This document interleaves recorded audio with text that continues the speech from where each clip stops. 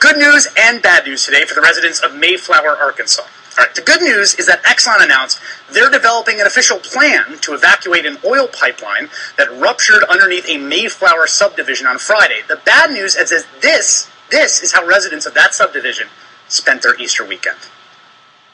So that is a pipeline that is busted and is flooded the neighborhood and is going all the way to the drain at the end of the street.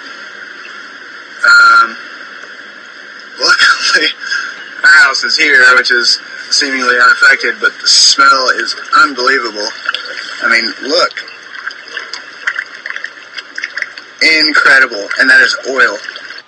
That is oil. More precisely, that is heavy crude oil from the tar sands of Canada spewing out onto the lawns and sidewalks and the streets and past the basketball hoops of the Northwoods subdivision. That video was shot by Drew Barnes, a homeowner from the area. Hat tip. The 20-inch Exxon Mobil pipeline carrying the crude, which was installed in the late 1940s, burst on Friday. Almost 24 homes in the area have been evacuated while the cleanup gets underway. The EPA has classified it as a major spill. ExxonMobil has not yet said how much oil is estimated to have spilled, only that as of this evening, they cleaned up 12,000 barrels of oil and water.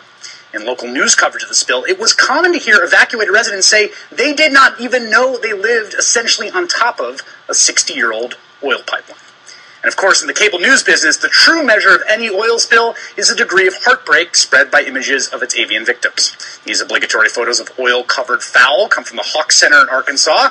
Most of these birds had been bathed at least once before these pictures were taken. Just 2 days before the big suburban spill in Arkansas, a train derailed in western Minnesota, spilling 15,000 gallons of crude into a rural Minnesota field. We don't know for sure whether that was also tar sands oil, but we do know that it came from Alberta, which at this point is probably as famous for its tar sands as for anything else. As for the pipeline that ruptured in Arkansas, that pipeline used to carry crude oil from Texas up north to Illinois, but in 2006, because there was so much heavy crude oil coming out of Canada, Exxon reversed it. So now it flows north to south, bringing dirtier, harder to clean up crude oil for the middle of the country.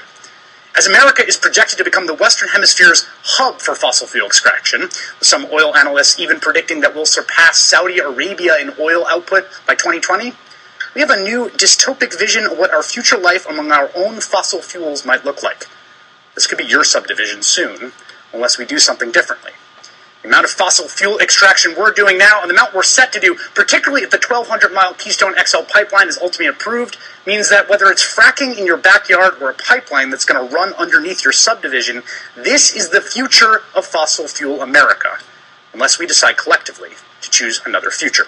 Joining me at the table tonight, my great pleasure to welcome Senator Bernie Sanders, independent from Vermont, May Boovie, Executive Director and co-founder of 350.org, a grassroots climate change campaign, and Dan Dicker, veteran oil trader and president of Merck Block and CNBC contributor. And from Mayflower, Arkansas, we're joined by Glenn Hooks, Executive Director of the Sierra Club of Arkansas. No one from ExxonMobil or the American Petroleum Institute was available to join us tonight. Glenn, I will begin with you. How big a story is this there, and what are residents being told? Well, we're here in Mayflower, Arkansas. Thanks for covering this story. When you get off the freeway in Mayflower, Arkansas, you can really smell the oil spill, and I've spent some time today walking through the neighborhoods, the evacuated neighborhoods. There aren't a lot of neighbors around to tell their story, but their story is being told by their oil-soaked backyards, by their ripped-up streets, and just by the smell in the air that this tar sands oil has really taken a big chunk out of Mayflower, Arkansas. It's a pretty ugly sight. My producers and I were going through local news accounts of the spill, and it was so startling. No one knew, almost no one seemed to know, that they were atop this oil pipeline. No, they don't know that, and actually what Exxon has been telling folks, the story seems to be that this is just regular old West Texas crude, when in fact it's really thick tar sands like Canadian oil that's coming from Alberta, as you mentioned. This is a much bigger mess than just a simple crude spill. This is something that if it gets in the water is going to sink. We're talking about dredging. This is a big deal. Yet you're right. Not a lot of people knew that this pipeline existed and certainly didn't know that it was carrying this really dirty Canadian tar sands. Yeah, will you explain why it's harder to clean up this stuff than your normal crude? Yeah, well, a lot of times when you have an oil spill, you can use skimmers and skim it off the water because the oil will float. This is not your typical crude oil. This is much heavier, it's much thicker, it's much dirtier, and therefore a lot more dangerous. So if it gets in the waterways, it's going to sink. It's not going to float. And so you're talking about a potentially disastrous dredging process in an area that is right here in the natural state, not where you'd expect to find Canadian tar sands oil. A few years ago, there was an oil spill in Kalamazoo, Michigan, which was also this very heavy oil. And it was fascinating. EPA staff that worked on this, they have responded to oil spills over many, many years, had never encountered a spill of this type of material in this unprecedented volume under these kinds of conditions. What you get a sense of is this is stuff that is different than what people are used to being able to clean up. Right. So tar sands oil has the highest carbon content of any oil that we know of. And right now, the spill we're seeing in Arkansas is a devastating problem. And the real shocker about it, as you alluded to, is that this pipeline carries 1/10 of what the proposed Keystone XL pipeline would carry. And so imagine the photos we're seeing from Arkansas, times 10, and that overlaid over the Ogallala Aquifer in Nebraska, our nation's largest source of fresh water. I'm going to push back because, not that I am in favor at all of Keystone. No, you're on record. Indeed, I'm pro-oil spill. Here's what the oil companies will say about this. They will say that Keystone is a brand new pipeline, and in fact is much less likely to rupture and spill oil sands than this 80-year-old pipeline. Now, we have dozens of pipelines running through this country, and unfortunately the infrastructure on oil pipelines is the same as the infrastructure on bridges and roads and tunnels. That is, it's falling apart. Nobody ever builds a new one unless they need it, and they keep on fixing the old ones. So, in fact, not that I'm in favor of this. This is a horrible tragedy. We do have hundreds of spills, though, every year, and this is going to be one that they're going to say the Keystone Pipeline actually helps out on. As a senator for the Energy Committee and someone who's talked a lot about Keystone, when you see these images, Senator Sanders, what's your response?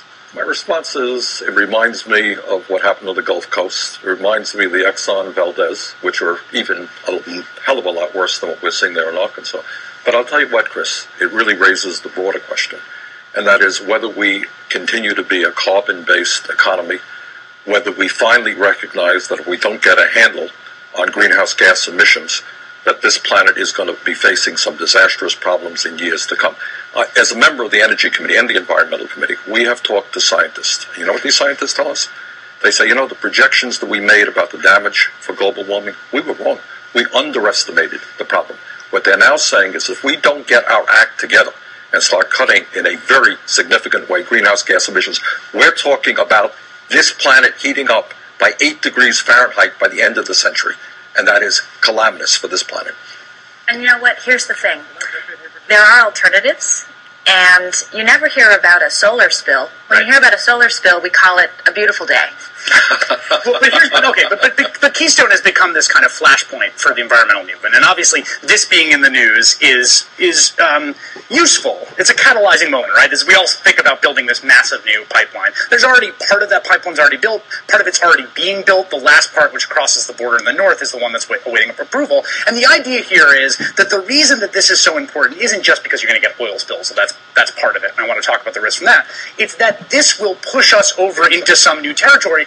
But Dan, I mean, the argument that gets made by the State Department in their draft environmental impact study, the argument that gets made by a lot of people is that that oil is coming out no matter what. And when you look at how much money there is to be made from it and the amount of capital investment that firms are willing to do to extract it, that seems like there's something to that argument. It is an economic equation, and in fact, this bill proves to you, for example, that Keystone is just one pipeline, that in fact, Canadian sands are coming down to this country, and even if the president were to disallow Keystone from being built, it would not stop Canadian oil sands from coming into this country. If you talk to oil schedulers, they will tell you that they don't particularly need Keystone XL in order to move the amount of Canadian sands that they in fact want to move. It just makes things a whole heck of a lot easier if they get this extension. Remember, Keystone already exists. Right. The reason they call it XL is because it's made bigger, not because it's not there already. So one of the issues that you have to deal with is, I think this is an important